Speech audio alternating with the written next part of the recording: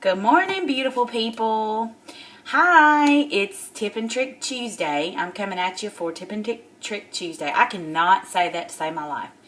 And I'm coming at you with all my morning glory, with my swollen nose, my puffy eyes. And yes, I did sleep in this big fleece jacket last night because I was freezing. So the original tip I was going to give you, I've changed. I'm not going to do that one because I was going to have to actually show you. So, and I don't have a lot of time this morning. And when I was making my smoothie, I was like, hello, that's a great trick. So, we don't eat a lot of bananas, my husband nor I. Honestly, I don't even know if I've ever seen my husband eat a banana at all. But they're really high in sugar, so I don't, but they always waste, especially if it's just us. But if the kids are coming over or something, a lot of times I try to have bananas available for them. But one of my favorite smoothies from A World According to Egg Base calls for a banana.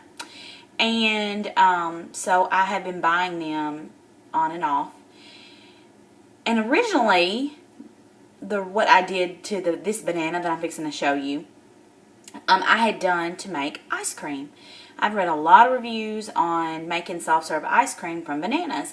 And the first reviews that I was reading were people were taking the bananas, putting them in a blender or like a Ninja or a Bullet, which is what we have, and mashing it up, putting peanut butter and like a little chocolate cocoa in there, and you have delicious soft serve. I read all about it. It was all the rage. And the first time I did that, my cocoa was expired, but I didn't realize it at the time, and so it wasn't very delicious. But the consistency was really awesome. And then I started following this one girl's blog, and I can't remember who she was, but she talked about how that she froze her bananas in chunks. That she would just cut up her bananas, and they look kind of brown on the video, but they're really not. Maybe a little more so because they just got some air to them, but she would chop up her bananas and then stick them in the freezer, and when she was ready to make ice cream for the kids, she would put those in the blender, and they would come out to be this delicious soft serve.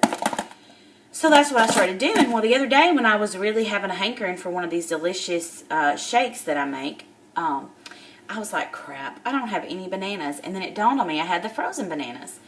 And so I decided to use that instead. Delicious, guys. And it eliminates the need for ice, because this particular shake calls for a couple of cubes of ice. And honestly, the shake before was a little runny, made a little too much. And I think one of the times I made it, I did add a piece of ice anyways, but I think it calls for 2 or 3, and I think I just used one that day. So, freezing your bananas, and they're lasting a really long time. My cousin Faith actually, and I don't remember how this turned out, but she had read somewhere about freezing the bananas in the peel, and of course the peel looks awful in the freezer, but supposedly when you take it out and unthaw it, it's just like eating a regular banana. I don't know. I guess I should have found that information out from her before I made this video today, but I did not take the time to do that. So, my trick of the day is so now, if I buy bananas and before I don't want them to go bad, I'll chop them up and stick them in the freezer.